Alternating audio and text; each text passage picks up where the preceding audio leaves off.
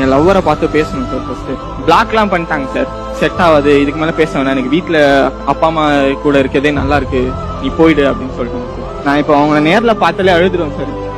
கண்டிப்பா அழுதுருவேன். என்னன்னு கேட்கணும் சார். ஃபர்ஸ்ட் ரிலேஷன்ஷிப்னு பில்ட் பண்ணிட்டு ஏன் இப்படி போறாங்கன்னே எனக்கு சத்தியமா தெரியல சார். அது பண்ணக்கூடாது சார். சண்டை போட்டு சேர்ந்துடணும் சார்.